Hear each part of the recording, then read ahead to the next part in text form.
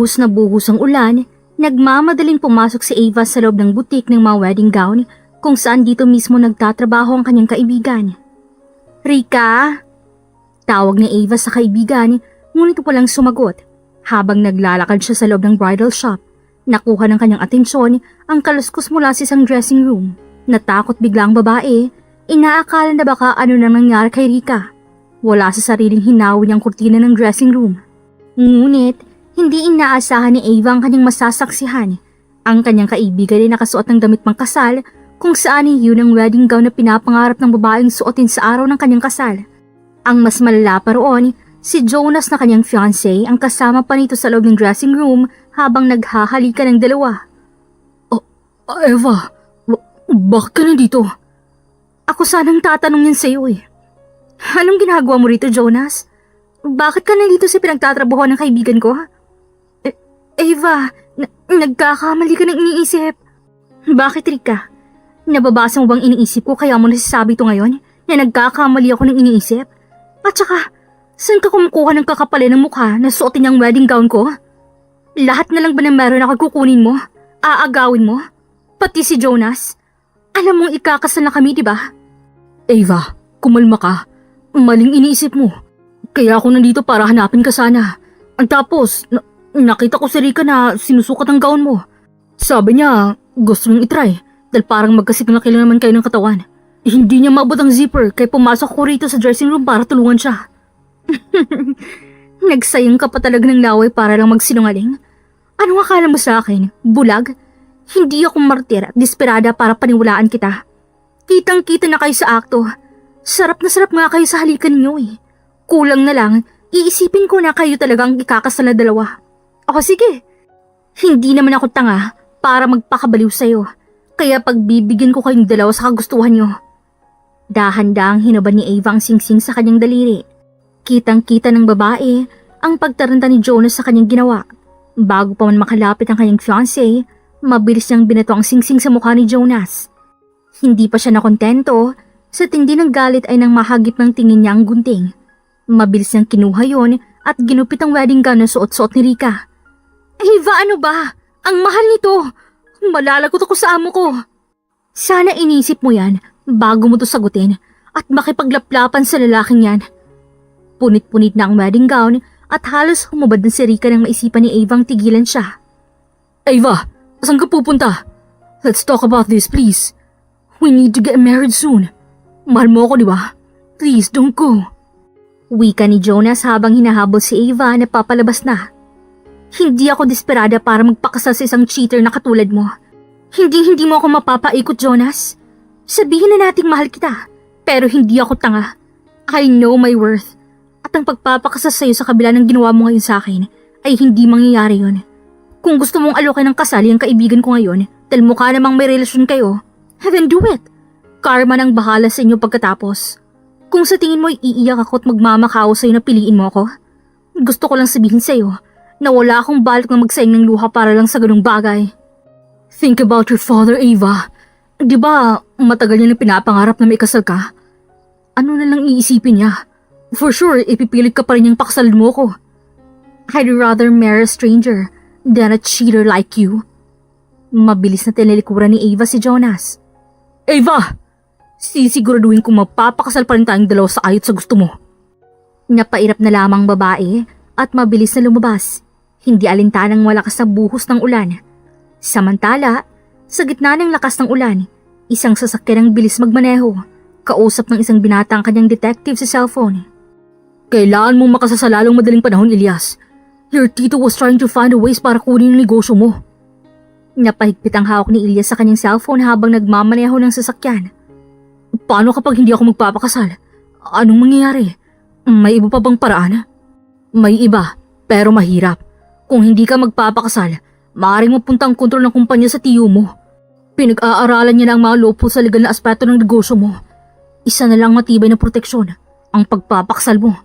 Hanapin mo ang pinakamagandang kandidato. Kailangan ko siguraduhin ang babaeng pakakasalan ko ay hindi magdadala ng mas malaking problema sa buhay ko. Naiintindihan ko. Bibigyan kita ng listahan bukas. Pero tandaan mo, Elias, oras ang kalaban mo. Napabuntong hininga na lamang si Elias nang maibaba niya na ang tawag.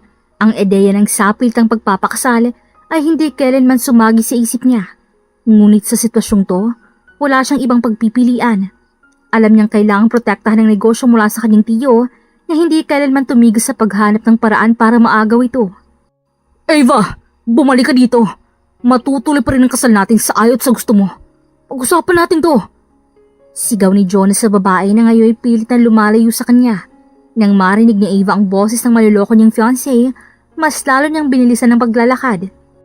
Ngunit napapikit siya ng mariin ng isang sasakyan na mabilis nagbanehong lumitaw sa gitna ng kalsada na hindi naman niyang namalayan dahil sa labis na emosyon.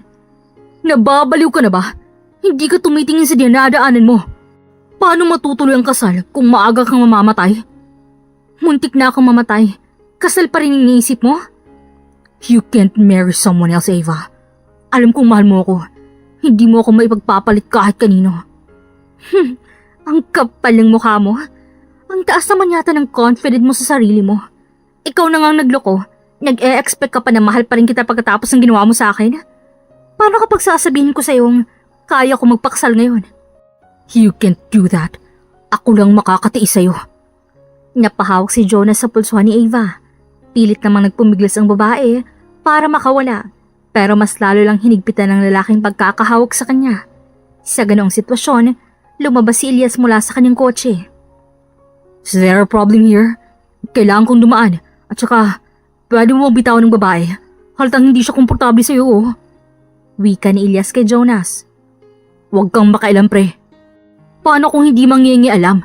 Nakaharang ka sa dinadaanan ko eh. Bitawan mo ng babae. Huwag mong hintayin na makalapit ako papunta sa inyo bago mo siya bitawan. Napapikit ng marin si Jonas bago niya bitawan si Ava dahil sa pagbabanta ni Elias. Nang mabitawan niyang babae, kaagad tinalikuran ni Ava ang dalawa ni hindi na magawang magpasalamat pa sa estranghero. Alam kong babalik ka pa rin sa akin, Ava, at magmamakaawa kang papaksalan kita. Our marriage is not only about us, but for our business. Ano na lang sasabihin ng mga magulang mo kapag mabigo mo na naman sila? Napahinto si Ava sa paglalakad ng may masmasan bigla sa kanyang responsibilidad. Totoong sabi ni Jonas, isa rin sa dahilan ng kasal ay dahil sa negosyo. Ang malaking pagkakamali niya lang ay inaakala niyang ang marriage na nangyari sa kanilang dalawa ng kanyang fiancé ay nanggaling yun sa pagmamahal. Isang buntong hininga ang pinakawalan ni Ava bago siya humarap kay Jonas. Ngunit, nakuhang atensyon niya sa isang estranghero lumabas mula sa kotse nang hindi na makatiis sa kakapanood sa kanya na basang-basa sa ulan. Hawak-hawak ni Elias ang payong, papalapit sa kinatatayuan ni Ava. Habang ang babae naman ay hindi maialis ang tingin sa estrangherong diretso lamang ang tingin sa kanya. Come with me, basa ka na. Ava, tandaan mong lahat ng mga sinasabi ko. Sumama ka na sa akin. Bumalik tayo sa loob at pag-usapan natin ng maayos ang lahat. Marry me, stranger. Diretsahang wika ni Ava sa estrangherong kaharap niya ngayon. Sa pagkakataong to, gusto niyang ipamukha kay Jonas na hindi siya ganun kadesperada para bumalik dito sa kabila ng panuloko sa kanya. My name is Elias. Call me Elias. Then, marry me, Elias. Napaangat ang labi ng lalaki sa narinig. Hindi niya inaasahan na ang kanina niya lang problema na magpapakasal ay mabilis masolusyonan sa gitna ng lakas ng ulan. You sure about that? I'm willing to marry you right now. Then come with me. We'll prepare everything for our marriage. Ava, nababaliw ka na ba? You can't do this to me. Sigaw ni Jonas, ngunit hindi man lang siya pinansin ng dalawa. Sige, sasama ako sa'yo. Walang alin lang ang sagot ni Ava. Hindi niya alam kung saan niya nakuha ang lakas ng loob na yon. Sa dami ng nangyari na mga pangyayari sa kanya ngayon, nahanap ng sarili na nasa loob ng kotse ni Elias. Iniwan si Jonas na panay ang tawag sa pangalan niya. Walang tigil ang pagbuhos ng luha niya habang nasa loob ng sasakyan. Nagulat siya nang biglang iabot sa kanya ni Elias ang isang panyo. Wipe your tears. I don't want my soon-to-be wife to look like a crying baby. Salamat. Huwag mong sayangin ang luha mo sa isang pagmamahal. Walang pagmamahal na totoo ngayon. Mapait na wika ni Elias. Napalingon naman si Ava sa kanya nang mababakas ito ang pait sa boses ng lalaki. Ngunit nang tingnan niya ito, wala siyang mabasang emosyon sa mga mata ni Elias. Tanging blanko lamang ang titig nito habang nakatutok ang paningin sa kasada. Hindi naman lahat. Minsan nagkakataon lang talaga na napupunta tayo sa maling tao. Kaya naiisip natin na hindi totoong salitang pagmamahal. You still believe in love despite what happened to you? Bakit? Hindi porket nangyari sa akin, ay nangyayari na rin ito sa lahat. Nagkataon lang talaga na napunta ako sa malas na tao, kaya maling pagmamahal ang naibigay sa akin. Love isn't real, Ava. Paano mo alam ang pangalan ko? Narinig kong tawag sa'yo ng unggoy mong boyfriend. Or let's say, fiancé mo na siguro yun. Correct me if I'm wrong. Fiancé. At saka may pangalan yon, si Jonas. Hindi unggoy yun. Bakit unggoy yung tawag mo sa kanya? Hindi naman mukhang unggoy yun. Expensive kaya tingnan nun kaya ako nagustuhan. Hindi nga mukhang unggoy, pero parang may pagka-ape siya sa gwali. Ang bilis mga ako, pero hindi matupad. Kung may karera siya sa pagiging two-face, siguradong champion siya.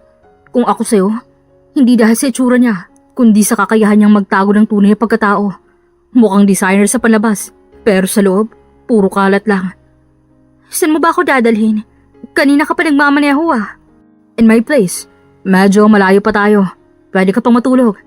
Nilalamig ka ba? Tanong ni Ilyas, hininaan niya ang aircon ng sasakyan kanina pa nang mapansin ang panginginig ng babae. Binigyan niya rin kay Ava ang coat na suot-suot niya. Hindi ako makatulog at saka hindi na ako masyadong nilalamig. Hindi sumagot si Ilyas, nilabas niya ang kanyang cellphone at may tiniparoon habang palipat-lipat ang tingin sa daanan. Nakatatlong ring pa lang, agad na sinagot ang kanyang detective ang tawag. Prepare the marriage papers for me. Oo. Teka lang, Ilyas. Hindi pa ako tapos dito sa paghahanap ng babaeng deserve mong pakasalan. Huwag mo nang pag-aksayahan ng bagay na yan. May nahanap na ako. Just prepare the marriage papers. Sa oras na pagpunta ko riyan, dapat nakahanda na lahat. Kailangan ko pa bang magtawag ng attorney, pastor o mayor para magpakasal sa'yo? Napalingon si Ilyas kay Ava na nakatingin lamang sa kanya. Puno ng kuryosidad ang inosenteng mukha ng babae habang nakatitig sa kanya. Gusto mo pa ba ng attorney, pastor o mayor na magpapakasal sa atin? Tanong ni Ilyas kay Ava, hindi niya alam kung bakit niya pa kailangang itanong yun sa babae. Kung tutuusin, ay mas gugustuhin niya lang na diretsong pirmahan nila ang nagaganap. Kailangan pa ba yan? Not necessary. Gusto ko lang malaman ang opinion mo rito. Huwag na. Hindi na natin kailangan yan. Napatangon na lamang si Ilyas at binalik ang kanyang atensyon sa cellphone. Hindi na namin kailangan yan. Ang marriage contract na lang ang handa mo. Hindi mo na kailangan mag-abala pa sa bagay na yan. Sino kayang maswerteng babaeng yan, Ilyas? Hindi pinansin ni Ilyas ang panunukso ng kanyang detective. Walang paalam, binabaan niya ang tawag ng kausap. Matagal pa ba tayo? Tanong ni Ava, halatang inip na. Malapit na. Bakit? May problema ba? Nilalamig ka ba? Hindi naman. Okay lang ako. Huwag ka mag-alala. Malapit na tayo. Makalipas ang ilang minuto, nahinto ang sasakyan sa harap ng malaking bahay. Sabay na lumabas ang dalawa ng kotse at pumasok doon. Hindi maiwasang malula ang babae sa laki nito. Napahanga siya dahil mas higit na mas malaking bahay ni Ilyas kaysa sa bahay nila. Nandito na ang nirequest mo sa akin. Okay, you may go now. Malamig na wika ni Ilyas sa kanyang detective na tinanggap ang brown envelope na iniabot sa kanya. Hindi mo man nang ba ako ipapakalala sa maswerteng babaeng napagdesisyonan mong pakasalan ngayon? Go home now. Hindi na kailangan yan. Ipaimbestigahan ko rin naman sa iyo ang background niya at ang lahat-lahat sa kanya. Excuse me? Nakikinig ako sa pag-uusap ninyo ha? Why don't you ask me instead? Kaysa naman pahirapan niyo pang sarili niyo mag-effort para imbestigahan ako. Just wanna make sure. Ayokong magsayang ka ng laway. Don't worry. My detective will take care of that. For now, kailangan mo magbihis dahil basa ka na. O siya, uuwi na ako. Ako nang bahal sa ipapagawa mo sa akin. Paalam ng detective sa amo. Kagad na ginaya ni Ilyas si Ava papunta ng kwarto. Iyon ang banyo at etong damit mo. Huwag mong tatangkaing magreklamo sa akin. Magpasalamat ka na lang. Kailangan mo magbihis ngayon. Kung hindi, lalagnatin ka talaga. Napatingin si Ava sa t-shirt at boxer na hawak-hawak ni Ilyas. Napalunok siya bigla. Ganyan lang susuotin ko? Nasaan ang bra? Mukha ba akong babae sa paningin mo para magkaroon ng bra? Anong susuotin ko sa panloob? Bumagsak ang tingin ni Ilyas sa dibdib ni Ava. Isang multong ngisi ang gumuhit sa kanyang labi. Nanlaki naman ang mamata ng babae at niyakap ang kanyang sarili. As if namang may laman yan. For sure ako foam lang naman ang dadadala yan. Kaya don't worry, hindi ako titingin dyan. Magbihis ka na. Sasama ang pakiramdam mo niyan. I'll prepare coffee for you. Do you want some? Milk will do, please. Okay then, magbihis ka na. Sure ka bang wala kang bra? Kahit bra ng mababae mo rito. Kahit hukayin mo pa ang closet ko, wala kang makikita. At wala akong babae. Baka ikaw pa lang. Kahit ka one night stand? I'm not that cheap. Bakit wala kang babae? I'm not a womanizer. Bakit ba natin pinag-uusapan yan? Hindi ko alam. Baka lang naman. Don't worry, wala akong babae. Di mo kailangan mag-alala. Ikakasal tayong dalawa ayon sa kasunduan ng walang palya. Wala kang poproblemahan sa akin dahil hindi ako nagkaroon ng kasintahan man kahit kailan. So, never kang in love? Only stupid people believe in love. There's no real love nowadays. Love doesn't last long. Grabe ka naman. Meron pa naman yun ah. How about your parents? Magbihis ka na. Yun lamang nasabi ni Ilyas. Pansin ni Eva ang pag-iba ng timpla ng lalaki dahil sa sinabi niya na para bang may nabanggit siya na mali rito. Walang magawang babae kung hindi sundin lamang si Ilyas. Nang matapos magbihis, paglabas, hawak-hawak niyang laylay ng t-shirt ng lalaki na suot-suot niya na abot hanggang tuhod ng taas. Dumiretso si Eva sa kusina. Kaagad niyang nadatnan si Ilyas doon, nakakatapos lamang magtimpla ng gatas at kape para sa kanila. Nang makita siya ng lalaki, kaagad siya nitong pinagsadahan ng tingin mula ulo hanggang paa. Ang sexy naman ng mapapangasawa ko. Panunokso ni Ilyas sa sipol. Irap lamang ang naging tugon ni Eva dito. Kanina ko pa napapansin ang panititig mo sa katawan ko. Pinagnanasaan mo ba ako? Napataas ang kilay ng lalaki sa kanyang narinig. Binagsak niya muli ang kanyang tingin sa katawan ng babae bago tinuon ang kanyang titig sa mga mata nito. Kaagad nagkatinginan ng dalawa. In your dreams, I'm not attracted to you. You're not even my type. As if namang type rin kita, no? Asa ka. Hindi pinansin ni Ilyas ang babae. Iniabot niya ang gatas na nirequest sa kanya ni Eva. Padabog naman yung tinanggap ng babae. Pakiramdam niya iniinsulto siya sa sinabi sa kanya ng lalaki. Nang makuha niyang isang tasa ng gatas, walang paalam na umalis si Ilyas sa kanyang harapan. Hindi na siya nagkaroon ng pagkakataong magtanong dahil bigla na nito siyang tinalikuran. Walang magawa si Eva kung hindi sundan na lamang ng tingin ng lalaki. Pagbalik ni Ilyas, bitbit niya ang marriage paper at nilapag sa mesa. Pirmahan mo yan. But before that, let's have an agreement. Ano naman yon? No feelings attached. This marriage is purely an agreement. We'll marry each other not out of love, but because of a deal.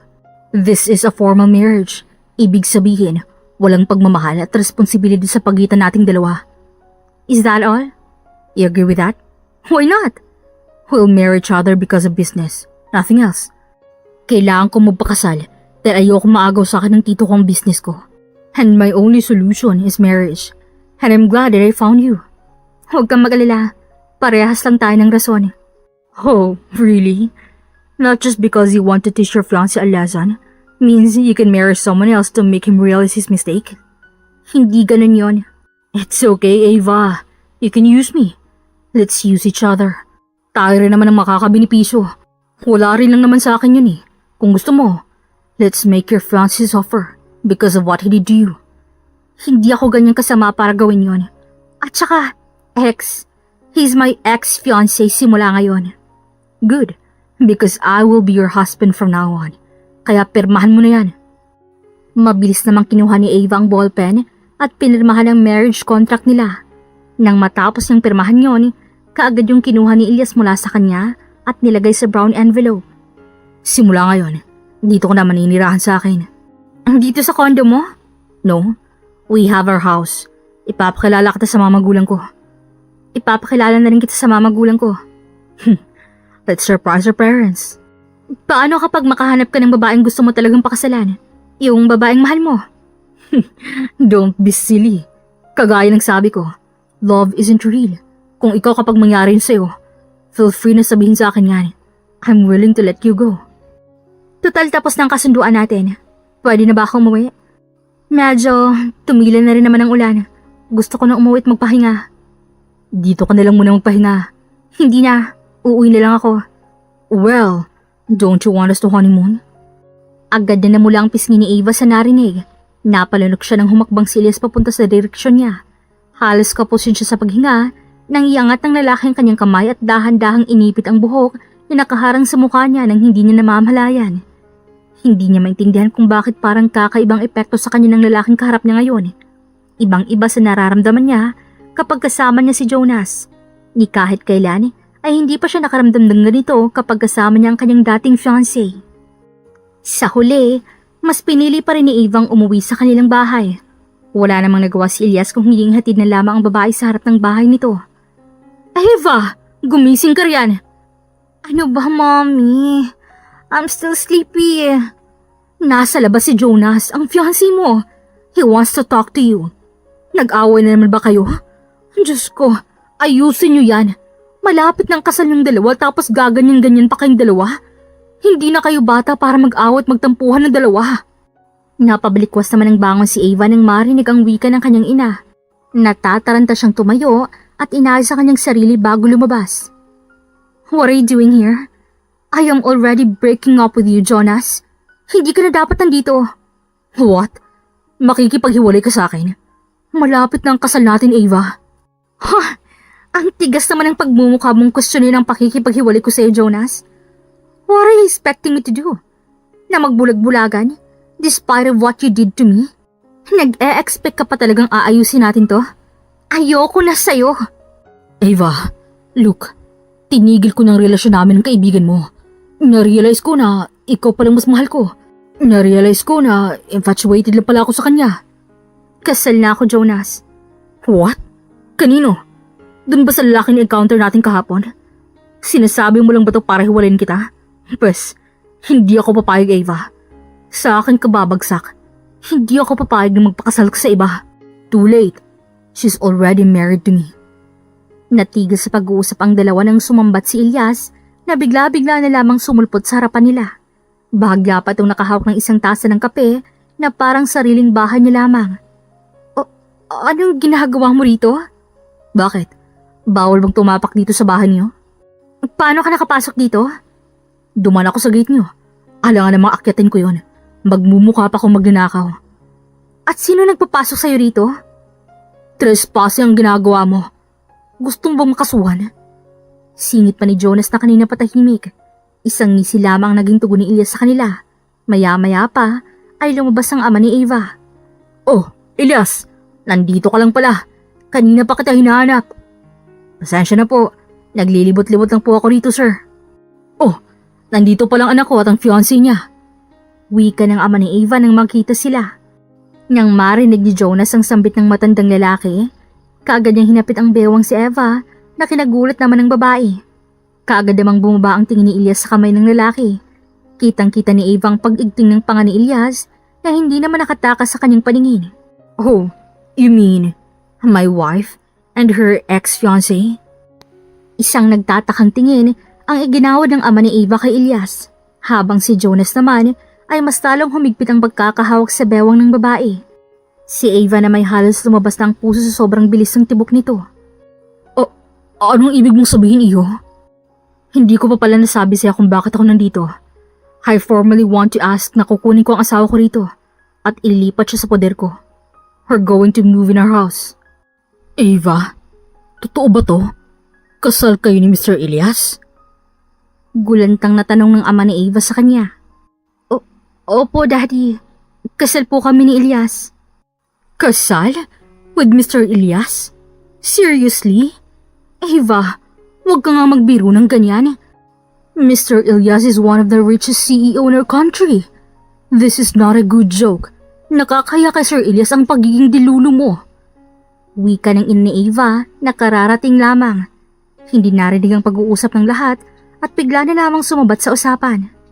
It's true, ma'am, sir. Eva and I already married. Kaya ako nandito para kunin sana siya at ilipat sa bahay namin. Nandun na rin ang mga tauhan ko sa labas. Para kung pumayag kayo ay sa kanila ko iutos na kunin ang mga gamit na meron si Eva. Kailan pa? Kailan pa nangyari to? Bakit hindi namin alam? I'm sorry, ma'am. Mabilis pong mga pangyayari. Kahapon lang po naganap ang kasal namin ng anak ninyo. Don't worry. I'll give you my word.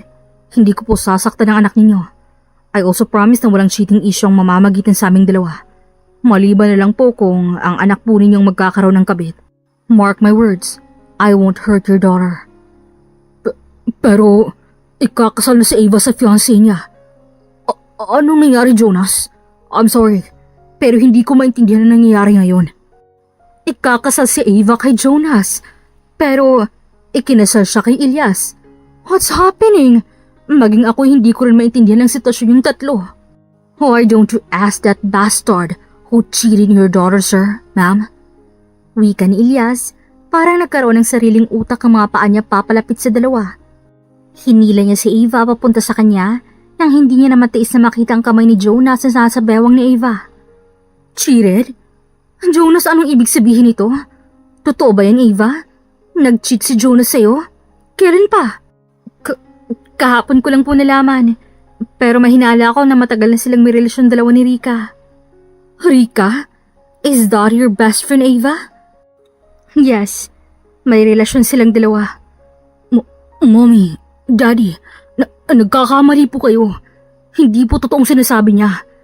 Kaya na lang to sinasabi ngayon dahil gusto niyang pagtakpan ng kasalanan niya na meron silang relasyon ng lalaking yan habang kami pa. What? At babaliktarin mo pa talagang sitwasyon? Sa ating dalawa, ikaw ang nanloko rito. Kitang-kita ko sa mga mata ko kahapon ang paghahalikan yung dalawa ni Rika. Teka. Paano naging kasal kayo ni Mr. Ilyas, anak? I asked him to marry me. And he agreed. That's true. Pero wag po kayo mag-alala. I will take care of your daughter. Katulad ng sabi ko sa inyo. Paano si Jonas, anak? Ikakasal na dapat kayo, di ba? Nakipaghiwalay na po ako sa kanya kahapon. Hindi na po ako babalik sa kanya. He's a cheater. Hindi po totoo yan. Palusot lang yun ni Ava dahil siya talagang nanloko sa aming dalawa. Kita nyo na nga. Ikinasal siya na fiancé niya ako. You're really a manipulative, ha? Ayoko nang pahabain ng usapang to. I will send the files here kung saan kuha ninyo ng babae mo sa patagong pagkikita ninyo. Why wouldn't you just admit your mistake instead of cover it up? Oh, talaga? Nasa na yung files mo na yan? Iyang ebidensya na pinagsasabi mo? Bakit hindi mo na lang dinala rito ngayon? Don't try me. Kung hindi, ay pati ang madilim mong sikreto ibubunyag ko rito sa kanila. Sikreto? Anong ibig mo sabihin? He is not only cheating on you, Ava. Kung hindi, ay mas may malalim pa siyang plano. Balak ng pakasalan ka para kontrolin at pagkainteresa ng mga kayamanang pinamana sa'yo ng mayapa mong lolo. O anong pinagsasabi mo? Hindi totoo yan. Good timing. Nandito na palang ebidensya. Wika ni Ilyas nang pumasok ang kanyang pinagkakatiwalaang detective. Bit-bit ang mga dokumento at mga larawan na nakuha nito bilang ebidensya. Ito nang pinag-uutos mo sa akin. Kompleto na lahat yan. Nandyan na rin ang mga litrato kung saan ang iba ay kuha sa CCTV ng pagkikita nila ng babaeng kabit. Wika ng detective nang iabot kay Ilyas ang mga ebidensya. Nang matanggap yun ng lalaki, ipinakita niya agad yon sa mga magulang ni Ava. Paano mo nagawa yon? Tanong ni Ava kay Ilyas habang nagmamaneho ito ng sasakyan. Naging mabilis ang pangyayari kanina. Sapat ang ebidensya na pinakita ni Ilyas dahilan para magalit ang mga magulang ng babae kay Jonas at halos itaboy na ito. Pagkatapos noon, pumayag ang mga magulang ni Ava na kunin siya ni Ilyas. Total, ay kasal na rin naman daw silang dalawa. Ang alin? Ang bilis yung nakahanap ng ebidensya. Bukod pa ron, wala rin akong ideya na nililoko pala ako ni Jonas. Ang laki kong tanga. Magaling at matinig talaga ang detective ko sa pag-iimbestiga. At saka, don't blame yourself. Nagmahal ka lang. Katulad ng sabi ko, hindi totoong pagmamahal. Sakit lang ang dulot sa'yo niyan. Masyado ka namang bitter. Huwag mong lahatin. May iba't ibang klase ng pagmamahal. Pagmamahal sa mga magulang, kapatid, kaibigan, at sa taong malalapit sa'yo. Bakit? Ni kahit minsan ba hindi ka nakaramdam ng totoong pagmamahal? Believe din talaga ako sa'yo, no? Despite sa panuloko sa'yo ng ex-fiancé mo, ay naniniwala ka pa rin sa pagmamahal? At halata namang hindi ka rin mahal ng mga magulang mo. Alam mo ba kung bakit sila agad na pumayag na lumipat ka sa bahay ko? At hindi nagalit ng malaman na nagpakasal tayong dalawa? Dahil alam din nilang magkakaroon din sila ng benepisyo dahil sa naging desisyon mong pagpapakasal sa akin. Natahimik bigla si Ava sa sinabi ni Ilyas. Parang libo-libong kutsilyo ang biglang sumaksak sa puso niya dahil sa masakit na salitang binitawan ng lalaki. Kung para kay Ilyas ay normal na salita lamang yon, iba naman yun sa pananaw ng babae. Naging tahimik sila nang makarating sa loob ng bahay, hanggang sa makarating ang dalawa sa itaas ng palapag. Saan ang kwarto ko? Bakit? Ayaw mong tumabi sa asawa mo? Kasal lang tayo sa papel, Ilyas. Ano naman ngayon? No feelings attached, remember? Pagpapaalala ni Eva sa lalaki, agad namang napataas ang kilay ni Ilyas sa narinig. Hindi porket magkatabi na tayong matutulog, ay makukulog na agad ako sa'yo, Eva. Don't be too confident. Love won't work for us. Hindi talaga. Hindi ako magkakagusto sa isang tulad mo. Matigas ang puso, hindi marunong magmahal. Masyadong sarado ang utak sa salitang pagmamahal. I'm just telling the truth. Iba-iba tayo ng pananaw sa buhay, Eva. Iba-iba nga, pero alam kong may pinaghuhugutan yung lahat ng mga sinasabi mo. Na-broken ka na ba sa babae? Iniwan? Sinaktan? Niloko? Masyado kang bitter masyado? Wala akong panahon para sa babae. Kung tutusin, wala akong panahon at balak maikasal sa'yo kung hindi lang talaga kailangan. Wala akong pakialam sa opinion mo. Pero magpapasalamat pa rin ako dahil malaking maitutulong ng kasal nitong sarili. As like what you've said, let's use each other. Kaya mas mabuti yun kasi malaking benepisyo ko pala sa'yo. Mabuti naman at malinaw ang kasunduan natin. Nandoon ang kama mo, magbihis ka na. Wika ni Ilyas at walang paalam na pumasok sa kanyang sariling kwarto. Naiwan namang nakasibango si Eva, padabog na rin siyang pumasok sa sarili niyang kwarto kung saan tinuro ng lalaki. Pagbihis, naisipan niyang lumabas, dinala siya ng kanyang mga paa sa kusina. Nagpalinga-linga siya sa paligid. Doon niya lamang napagtanto na wala niya isang katulong sa bahay ng lalaki, kaya naisipan niyang magluto. Kahit na lumaking mayaman si Eva, natuto pa rin siya magluto simula nang maging sila ni Jonas noon. Bilang preparasyon sana kung mag-asawa na ang dalawa. Ngunit, kinalulungkot lang isipin ni Eva na hindi na matutuloy ang bagay na yun. Mabigat ang loob niya habang pinagpapatuloy niya ang kanyang pagluluto. Hindi niya maiwasang maluha habang ginagawa yun. Hindi niya lubos maisip na tiliwas sa mga pangarap niyang nangyayari sa kanya ngayon. Ang pangarap niyang isang pamilya na puno ng pagmamahal ay nauwi sa isang pagpapakasal na walang involved na pagmamahal. You're crying again. I told you, that bastard doesn't deserve your precious tears. Ayaw mong maniwala sa akin eh. Love will only break you, Eva. Napaigtad ng babae nang marinig ang boses ni Ilyas. Di niya na malayang nanunood pala ang lalaki sa kanya. Bakit? Bawal bang maiyak? Pasensya na ha kung nagmahal ako. Hindi naman kasi ako kagaya mo na bato ang puso. O kulang lang sabihin ko na walang puso kung hindi mo ako tinulungan ng umulan nung nakaraan. Hindi naman kita tutulungan kung wala akong makukuhang benepisyo sa'yo. Oo na, ginagamit na lang natin ang isa't isa. Masyadong matalim talaga yung tabis ng dila mo. Anong niluluto mo? Adobong manok, specialty ko. Pwede namang mag-order lang muna tayo ng pagkain eh. Mas masarap naman kapag homemade yung niluluto, no? Masarap ka ba magluto? Aba, oo naman. Wala ka yatang bilib sa asawa mo eh. Asawa? Sounds good. Namula ang pisngi ni Eva sa sinabi ni Ilyas. Hindi na siya nabigyan ng pagkakataong tumugon sa lalaki nang biglang pumasok ang detective na pinagkakatiwalaan ni Ilyas. Gusto kong kausapin ng mga magulang mo. Sabihin mo sa kanilang busy ako kasama ang asawa ko. Hindi alam ni Eva kung bakit bigla na lamang siyang nakaramdam ng kakaibang kiliti sa sikmura nang marinig ang sinabi ni Ilyas. Kahit alam niyang kasunduan lamang ang kasal sa pagitan nila, hindi niya lubos maisip na masarap sa pandinig ang salitang yun. Lalo na kapag galingin mula mismo sa labi ng lalaki. Ilyas, nag-set sila ng schedule para makipagkita sa'yo. Isiningit nila yung sa kabila ng business trabaho para makausap ka. Even your tito wants to talk to you. Panahon na para harapin mo sila. At para mapatunayan mo na ikinasal ka nga. Kahit pumunta ako ron at sinabi ko sa kanilang kasal ka na, hindi nila ako paniniwalaan. Alright, kailan kami pupunta? Next week. Sige, pupunta ako. Anong niluluto mo, Eva? Biglang wika ng detective sabay baling sa babae. Napangiti naman ng malapad si Eva. Adobong manok. Gusto mong kumain? Sabay ka lang dito sa amin. Sakto, gutom na rin naman ako. Malapit na rin naman tong maluto, kaya hintay ka lang ng konti ha. Maiwan ko muna kayo rito. Magbibisa ako saglit sa kwarto. Malamig na wika ni Ilyas at tinalikuran ng dalawa. Ako nga pala si Ivan, pinagkakatiwalaang detective ni Elias. Matagal na kayong magkakilalang dalawa? Oo, simula nung bata pa kami. Nagkakilala kami sa orphanage. Nung kinuha siya ng ina niya, nakiusap siya sa mga ito na dalhin ako.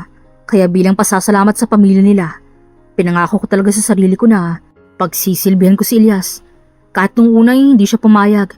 Pero sa huli, ay wala rin siyang magawa kasi choice kong serbesyohan sila. Orphanage?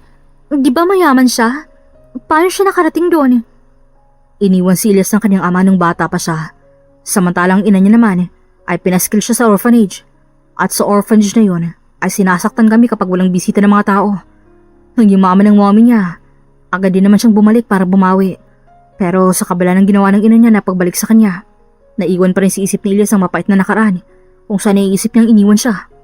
Doon na nagsimula na hindi naniniwala si Elias sa salitang pagmamahal. Kahit pa anong bawi ng ina niya sa kanya. Masyadong saradong puso't utak niya kahit anong paliwanag ng kanyang ina. Salaysay pa nito dahilan para magulat si Eva sa kanyang narinig. Meron ang naisip ang babae na siguro may rason kung bakit naging ganun ang paniniwala ni Elias. Pero hindi niya lubos maisip na ganun kabigat ang dinadala ng lalaki na hanggang ngayon ay kinukulong niya pa rin ang sarili sa bitbit na nakaraan. Kaya pala ganun siya katigas. Kaya makikiusap sana ako sa'yo. Total, kasalaman kayo. Pwede bang iparamdam mo sa kanyang totoong pagmamahal? Sana'y matutunan mo rin siyang mahalin. Huwag mong iwan si Elias kahit anong mangyari. Tahimik lamang na kumakain si Eva. Hanggang ngayon, iniisip niya pa rin na naging pag-uusap nila ni Ivan tungkol kay Elias. Masyado ka namang tahimik. Kanina ko pa yung napapansin. May problema ba? You want shopping? Are you bored? Tanong ni Elias nang matapos sila kumain at tuluyan nang magpaalam si Ivan para umuwi. Okay lang ako. Inaantok lang ako. Matulog ka na sa kwarto mo. Paano ka? Hindi ka matutulog? It's too early. Maghuhukay ako ng lupa. Ha? Para saan? Bala ko magtanim sa hardin. Talaga? Sasama ako. Akala ko ba matutulog ka? Sana. Kaso naisip ko na mas maganda kapag magtanim. Tulad ng sabi mo, masyado pa namang maaga. Inaantok ako pero mawawala rin yung kapag tutulong ako sa'yo. Bahala ka. Baka mapagod ka at mainitan. Maaraw pa naman. Dami mong dada. Hindi naman ako magprepresenta na tumulong kung ayoko eh. At saka, wala namang taong hindi mapapagod kapag nagtatanim. At natural lang na mainitan kasi tirik na tirik ang araw. Marunong kang magtanim? Oo naman. Kay simple-simple naman ang gawain yan eh. Sige, kukuha lang ako ng pala at seed na itatanim natin. Hintayin kita rito. Wika pa ni Eva. Isang tango lamang naging tugon sa kanya ni Elias. Pagkatapos, ay walang paalam siya nitong tinalikuran. Pagbalik, bit-bit na nito ang mga gagamitin ng dalawa sa kanilang pagtatanim. Naunang naglakad si Elias papunta sa garden, habang tahimik naman na sumusunod sa kanyang likuran si Eva. Nakarating ang dalawa sa hardin na tinutukoy ng lalaki. Nasimulan ko na to, kaya konti na lang matatapos na agad natin to. Marunong ka palang magtanim? Ano bang ginagawa ko ngayon? Ay, sarap mo talagang kausap. Obvious naman kasi, nagtatanong ka pa. Kailan ka pa natutong magtanim? Matagal na. Ikaw, kailan pa? Noong bored ako, hanggang sa naging hobby ko na rin ang pagtatanim. Good. Akala ko hindi ka marunong magtanim eh. Mayaman ka rin naman kasi. Mas mayaman yata kayo. Hindi naman umapila pa si Elias at nakibit-balikat na lamang. Nagsimula na ang dalawa sa pagtatanim. Abala si Elias sa pagbubungkal ng lupa. Ang bihasa mo sa ganitong gawain ha? Maraming bagay na hindi mo pa alam tungkol sa akin.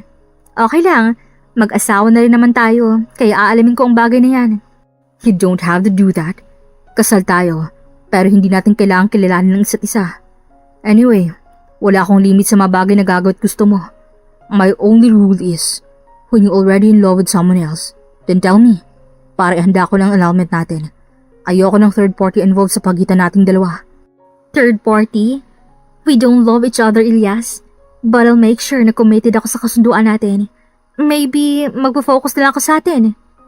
Kahit hindi natin mahal ang isa't isa? As long as we're good, walang problema sa akin yon. Matapos ang pagtatanim, napagdesisyon na ng dalawang pumasok sa kanilang bahay. Parehong nagpaalam ang dalawa sa isa't isa na lilinisin muna nila ang kanyang sarili. Lumipas pang mga araw hanggang sa dumating na nga araw kung saan pinakilala ni Ilyas si Ava sa mga magulang niya. Are you nervous? Tanong ng lalaki sa asawa habang naglalakad sila papasok sa bahay ng mga magulang ni Ilyas. Hindi naman masyado. Medyo excited na rin. I want to meet your parents. There's nothing exciting to meet my parents, Ava. Such a waste of time. Yung bibig mo talaga, mga magulang mo yun, Ilyas. At saka, hinaan mo lang ang boses mo. Baka marinig ka nila. Suway pa ni Ava kay Ilyas. Hindi na lamang pa nagsalita ang lalaki. Nagulat siya nang biglang hawakan ni Ilyas ang kanyang kamay at pinagsaklob ang palad nila. My parents is in the dining area. Wika ng lalaki. Habang naglalakad ang dalawa, napatingin si Ava sa magkahawak kamay nila. Hindi niya maiwasang makaramdam ng kirot sa puso sa tuwing iisipin niyang ang pagpapakasasabagitan nilang dalawa ay walang halong pagmamahal at tanging kasunduan lamang. Oh, nandito na pala kayo. I missed you, son. Nakangiting wika ng ina ni Ilyas nang makita sila. Napansin ni Ava na wala man lang reaksyon ng lalaki. Kaya naman, pinisil niya ng mahina ang kamay ni Ilyas. Kaagad namang napabaling sa kanyang lalaki. Namiss ka raw ng mommy mo. I know, narinig ko rin. Halikan mo sa pisngit yakapin. Malaki na ako para sa ganyang bagay. Bakit? Porket malaki ka na, hindi ka na pwedeng humalik sa pisngi ng mga magulang mo? Isang supladong irap ang ginawa ni Ilyas bago lapitan at halikan sa pisngi ang ina nang hindi man lang binibitaw ng kamay ni Ava. Kitang-kita ng babae kung paano magulat ang ginang sa ginawa ng anak. Napansin pa nito ang panggigilid ng luha ng ina ni Ilyas na para bang matagal niya ng pinapangarap na yakapin ang anak. So, eto bang asawa mo? Is this Ava? Yung kunento sa akin ni Ivan? Hindi mo man lang sinabi sa amin. Kumustang kasalin niyo ang buhay mag-asawa? Napalingon si Ava kay Ilyas na wala man ang balak na sagutin ng ina. Kaya naman nagpilit siyang umiti at napilitang magsalita. Nice to meet you po, ma'am. Yes po, ako pong asawa ng anak mo. Napagtanto ko na hindi pala madali ang buhay mag-asawa. Pero at the same time, you will feel peace too. Oh yes, Iha. That's true. Mahirap magkaroon ng pamilya. Malaking responsibilidad ang haharapin mo. Kaya mo ba tinalikuran ang responsibilidad mo sa akin? Singit ni Ilyas dahilan para mapayuko ang ina. Nagulat naman si Ava sa sinabi ng lalaki. Kaya naman nagpilit siya ng tawa para putulin ang awkwardness sa pagitan ng mag-ina. Gutom ka na ba? Do you want to eat? Tanong ng babae sa asawa. Hindi ka pa ba kumakain, anak? Naghanda kami ng hapunan para sa inyong mag-asawa. Tamang-tama po. Hindi pa po kami kumakain. Halika na, kumain na tayo. Wika ni Ava sabay hila sa kamay ng asawa papunta sa dining area. Nang makarating doon, bumungad sa kanilang stepfather at dalawang stepbrother ni Ilyas. Kasama na rin ang kanilang tiyuhin. Naghila ng upuan ng ina ni Ilyas para sa kanya. Ngunit, hindi yun pinansin ng lalaki at nahila ng sariling upuan na malayo sa kanyang ina. Ngunit, hindi niya nakaligtaan ang ipinaghila ng upuan si Ava. Kitang-kita ng babae kung paano manggilid ang luha ng ginang at nagpilit na lamang umiti. Umupo siya ng upuan na pinaghilan niya para sa anak at nagkunwaring parang walang nangyari. Iyan na bang asawa mo, iho? You have a very good taste, huh? Ang gandang babae naman niya. Salamat po, sir. Don't call me sir, iha. From now on, call me dad. O hindi kaya, papa. And you can call me mom or mama to iha. Or family. I will po. Salamat po sa inyo. So, how's your relationship with my son? Nag-aaway ba kayo nitong anak ko? Hindi naman po kami nag-aaway. Sa katunayan ay hindi pa po kami nagkakaroon ng away na dalawa. Sagot ni Ava, dahil totoo naman talaga yun. Kaswala mang ang mapag-uusap nilang dalawa ni Ilyas nung nagdaang araw. Madalas din itong wala sa kanilang bahay dahil sa trabaho. Mabuti naman, wala ba kayong tanang magkaanak na dalawa? Muntik nang masamid sa sariling laway si Ava sa narinig. Napalingon siya kay Ilyas na kanina pa pala nakatingin sa kanya. Pinapanood ang bawat reaksyon niya. Pagpaplanuhan namin yan. Singit ni Ilyas na kinagulat ni Ava. Mabuti! Mas maganda kapag may plano. Para naman sa kinabukasan ng magiging anak mo. Don't worry, hindi magiging katulad mo si Ava. She will take care of our child. Hindi katulad mo na itatapon nila ang anak mo sa isang orphanage na parang laruan. Babalikan mo lang kapag naaalala mo. Narinig ang tahimik na pagsinghap ng lahat dahil sa walang prenong wika ni Elias.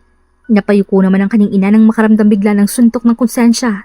Naggulat man si Ava, dinala ng babae ang kanyang palad sa paa ni Elias at marahan yung tinapik para pakalmahin ang asawa. Kumusta naman ang negosyo mo, Elias? Tanong ng tito ni Elias, napataas naman ang kilay ang lalaki dahil doon. Better. Ngayon nakasal na ako. Wala nang makakaagaw sa dapat na sa akin. Yun na lang ang tanging meron ako na pinamana sa akin ni Lolo. Kung hindi lang sana ako kinuha ng isa riyan at ipapaskil lang pala ako sa orphanage, matagal ko pa sanang makakasama si Lolo. Anak, di ba sumama ka rin naman sa akin noon? Kasi nangako ka sa akin na babalik tayo ulit. Pero nung naisip kong ibabalik ka, nabalitaan kong pumanaw na ang lolo mo at hindi ko alam na may iniwan pala siyang mahana para sa iyo. Tapos, ang dali lang sa'yo na itapon ako sa orphanage at humanap ng lalaki. Sana hindi mo na lang ako binalikan. Elias, watch your words. Hindi mo alam ang pinagdaanan ng ina mo. Pasalamat ka nga at binalikan ka pa niya. Elias, I was just too young that time. Hindi ko alam ang gagawin ko. Kaya napilitan akong dalhin ka sa orphanage. Pero nangako kong babalikan kita roon. Binalikan naman kita, di ba? And you think that's enough para patawarin kita at kalimutan mong pag-iwan mo sa akin? And you think that's enough para bastusin mong ina mo ng ganyan? Ang taong nagluwal sa'yo? Huwag na huwag mong pagtaasan ng boses ang ina mo. Dahil kahit anong mangyari, mommy mo pa rin siya. Oh, so anong ina-expect niyong gagawin ko? Ang magpasalamat sa kanya dahil dyan? Mas pipiliin ko pang ang pangarapin na sana hindi niya na ako naliwal pa. Elias, ano ba? Tumigil ka na. Kumalma ka. Awat ni Eva sa asawa. Nagulat ang lahat nang biglang tumayo si Elias, hinawakan ng kamay ng babae at hinila patayo para umalis. Teka Elias, sandali. Saan tayo pupunta? Umuwi na tayong dalawa. We don't belong here. Narinig pa ni Eva ang iyak ng ina ni Elias. Ngunit, walang magawa ang babae kung hindi sumunod sa asawa. Nang tuluyan na silang makauwi, hinarap ni Eva ang lalaki. Elias, bakit hindi mo muna pakinggan ang sayo ng ina mo? Malay mo, may mas malalim pa pala siyang rason kaya kanya iniwan. Pumapanig ka ngayon sa kanya? Wala akong pinapanigan. Naiintindihan kong pinagmulan ng galit mo na yan. Yun naman pala eh. Then don't question me kung bakit gano'n ang trato ko sa kanya. Hindi mo maiintindihan yun dahil wala ka naman sa sitwasyon ko. Tama ka Elias. Hindi ko naiintindihan ang nararamdaman mo. At wala akong karapatang pilitin ka magbago ng isip. Pero isa lang ang alam ko. Ang galit na yan, habang hinahayaan mo manatili, hindi ka nito titigilan. Paulit-ulit ka nitong sinasaktan. Eva, wala kang alam. Hindi mo alam kung gaano kahirap ang lahat ng pinagdaanan ko. At kahit subukan mong intindihin, hindi mo kailanman mararamdaman ang sakit na nararamdaman ko. Tama ka Elias. Hindi ko naramdaman ang sakit na nararamdaman mo. Pero nakita kong epekto nito sa iyo. At sa totoo lang, nakakatakot. Nakakatakot makita ka na kinakain ng galit mo. Na parang hindi mo na kayang makita ang kahit ano, kundi ang sakit ng nakaraan mo. Hindi mo kailangang intindihin to, Eva. Wala kang kinalaman dito. Baka nga wala. Pero hindi ba't akong asawa mo? Hindi ko kayang tumayo lang, tayaan kang masira ng galit mo. Hindi kita pinipilit patawarin siya. Pero sana subukan mo lang pakinggan siya. Malay mo, may mga bagay kang hindi pa alam. Eva, bakit pa parang kinakampihan mo siya? Hindi kita kinakampihan, Elias. O maski siya. Pero gusto ko lang na makita mo ang kabuuan ng kwento bago mo tuloy ang husgahan ng nanay mo. Kung pagkatapos ng lahat ay pipiliin mo magalit pa rin, tatanggapin ko. Pero hindi man lang bigyan ng pagkakataon ng isang paliwanag? Hindi ba't unfair yun kahit paano? Ang hirap, Eva. Hindi ko alam kung kaya ko. Hindi madali, Elias. Pero hindi mo kailangang mag-isa. Kahit hindi tayo ganap na magkasundo, narito ako. Kung sakaling handa ka ng subukan, susuportahan kita. Ayoko magpaasa, Eva. Hindi kita hihinga ng pangako. Pero kahit isang hakbang lang, isa lang. Hindi alam ni Elias kung bakit biglang gumaan ang kanyang pakiramdam sa sinabi sa kanya ni Eva. Napatingin siya bigla sa kamay ng babae na nakahawak sa kanyang kamay at pinsilito katulad ng palagi niyang ginagawa na siyang nagpapakalma sa lalaki. Wala sa sariling hinila ni Elias si Eva palapit sa kanya at niyakap ito ng mahigpit. Nagulat man ang babae sa ginawa niya, ay niyakap pa rin niya pabalik si Ilyas. Ang bilis tumubo ng mga tinanim natin. Wika ni Eva nang maisipan ng dalawang bisitahin ng hardin nila. Bahagya pang napaigtad ng babae nang biglang hinapit ni Ilyas ang kanyang bewang at niyakap siya. Tinukod ng lalaki ang kanyang baba sa balikat ng asawa. Anong matagal? 6 na buwan na yung tanim natin eh. Malas siguro ang kamay mo. Hindi mabilis tumubo ang tanim natin. Nung nakaraan kapag akong tatanim, mabilis ang lumaki. Grabe ka mang insulto sa akin ha. At least, tumubo naman. Lakas talaga ng trip mong manlait sa akin, Ilyas. Hayaan mo, magtatanim ulit tayo. Tutulong ako. Kaya nga, sinabi kong tayo, di ba? Pakasuplado mo talaga kahit kailan. Pinisil ni Eva ang ilong ni Ilyas dahilan para mapadaing ito sabay tawa. Bakit nandito ka pa rin sa akin hanggang ngayon? Biglang tanong ng lalaki. Nangunot naman ang noon ng babae sa narinig. Bakit hindi? Asawa mo ako, Ilyas. Sa kasunduan. Paano kapag sabihin ko sa'yong itigil natin kasunduan sa kasal natin? What do you mean? Iiwan mo rin ako katulad nila? May kung anong kirot sa puso ni Eva nang marinig ang mga salitang yun. Humarap siya sa kanyang asawa, iniangat niya ang mga kamay niya at hinaplos ang pisngi ni Ilyas. Mapupungay ang mga matang nagkatitigan ng dalawa sa isa't isa. Walang may naglakas ng loob na magsalita sa kanilang dalawa, pero bawat titig ay may malalim na gustong sabihin. Hindi kita iiwan, Ilyas. Katulad ng sabi ko, susuportahan kita at nandito lang ako palagi sa tabi mo. Not only because this is my obligation as your wife, but because honestly... Honestly what? Ayoko na palang sabihin. Tawa ni Eva, napadaing naman bigla si Ilyas. Napangat ang tingin ng dalawa sa kalangitan nang biglang bumuhos ang malakas ng ulan. Hinawakan ni Eva ang kamay ni Ilyas at akmang hihilahin papasok sa loob nang bigla siyang hinigit ng lalaki. Ilyas, ano ba? Umuulan. Pumasok na tayo sa loob. Imbis na pakinggan ng lalaki ang sigaw ni Eva, hinila niya palapit sa kanyang asawa at niyakap ito ng mahigpit. Natigilan naman bigla ang babae at wala sa sariling napapikit at tinaramdamang mahigpit na yakap ng asawa. Marry me, Eva. Anong pinagsasabi mo riyan? I'm already married to you, Ilyas. Pakasalan mo ako. Hindi dahil sa kasunduan. Kung hindi dahil mahal mo ako. Anong ibig mong sabihin? Even if in the short period of time, I won't deny the fact that I'm slowly falling in love with you, Eva. Tinuruan mo ko kung paano magmahal. Tinuruan mo ko sa salitang pagmamahal na kahit kailan, hindi ko pinaniniwalaan kung nag-i-exist pa yan. But because of you, I found love exists. You want to marry me again? Not because of the deal but because of love? Iyan bang ibig mong sabihin, Ilyas? Pagpapalinaw pa ni Eva, dahil baka nagkamali lamang siya ng pandinig. Yes, Eva. I'll marry you because I love you. Ulitin mo nga ulit. Ani pa ng babae, hindi makapaniwala sa narinig. Buhos na buhos man ang ulan, pakiramdam niya ay nananaginip lamang siya. You heard me, Eva. Alam kong narinig mo yun. Ayoko nang ulitin yun. Paano kapag sabihin ko sa'yong hindi pa buong pagmamahal ko sa'yo ngayon? I'm going to pursue you, Eva. Gagawin kong lahat para mahalin mo ako. Pero bago yun, hindi ko hahayaang mapunta ka sa iba. Kaya hayaan mo akong pakasalan ka habang nililigawan kita. Sa edad nating to, uso pa bang ligawan? Papakasal mo na nga ako, liligawan mo pa ako. Di, pakasal na lang tayo. Nasaan ang singsing mo kung ganon? Natatawang wika pa ni Eva.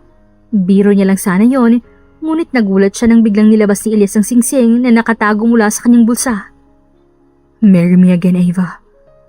I'm willing to marry you, Ilyas. Hindi dahil sa kasunduan, kung hindi dahil mahal kita. Dahan-dahang sinuot ng lalaking singsing kay Eva. Napangiti naman ng babae habang tinititigan ang diamanting singsing na suot-suot niya. Unti-unting nagbadya ang kanyang mga luha ng isipin na natutupad na ang kanyang pangarap, ang magkaroon ng pamilya na binuos sa pagmamahal. Matagal ko nang iniisip to. Siguro tama ka. Hindi pa buong makakwento sa akin ni Mommy kung bakit niya ako iniwan. And maybe, this is the right time na pakinggan yung rason niya. Pero kahit anumang rason niya yun, natutunan kong patawarin siya. Hindi ko magagawa yun kundi dahil sa'yo, Eva. Salamat, Ilyas. Hindi dahil kung hindi dahil sa akin na hindi mo naisip yan. Yun ay dahil binigyan mo lang sarili mo na lumayo sa galit ng nakaraan. I thank you for that woman who made me realize about that.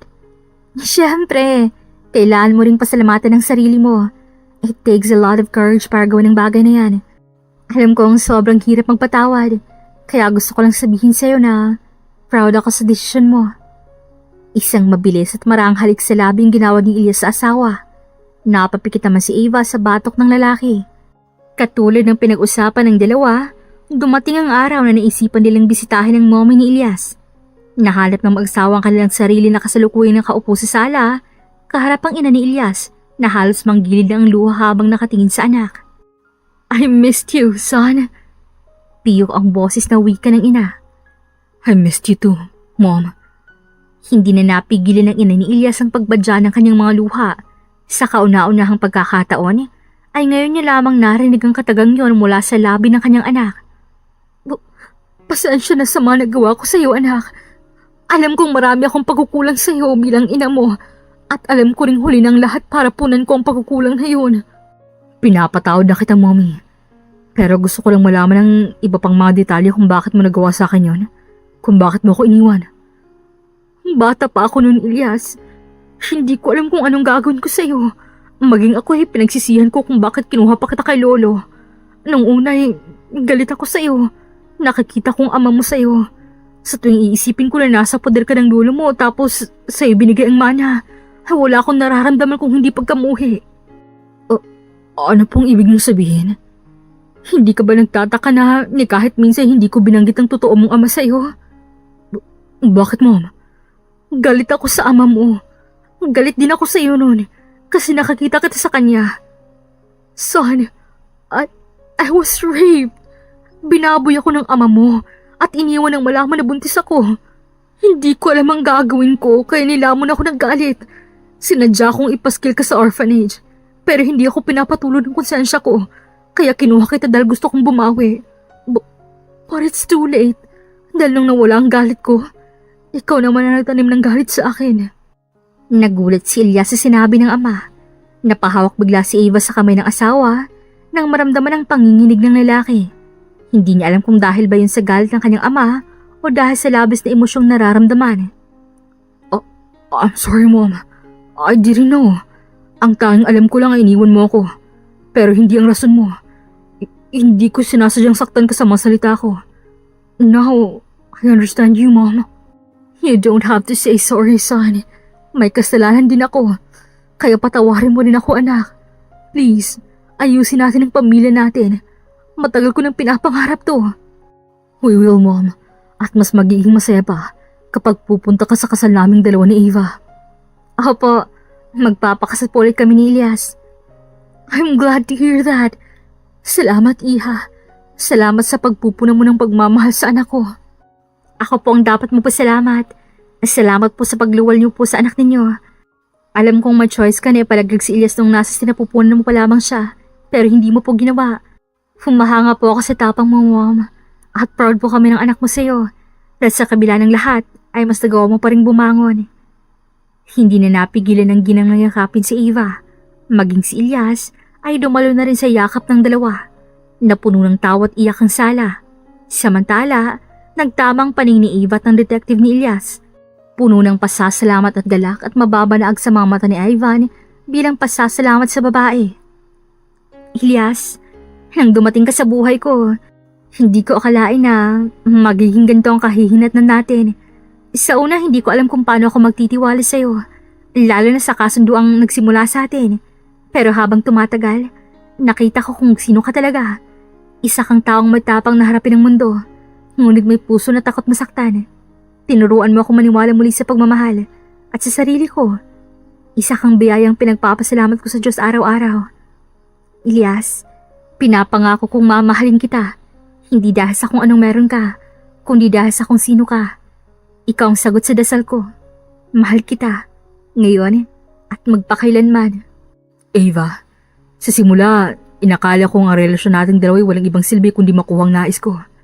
Pero unti-unti kong natutunan ang tunay na halaga ng pagmamahal dahil sa'yo. Tinuruan mo ko magpatawad, hindi lang sa iba, kundi lalo na sa sarili ko.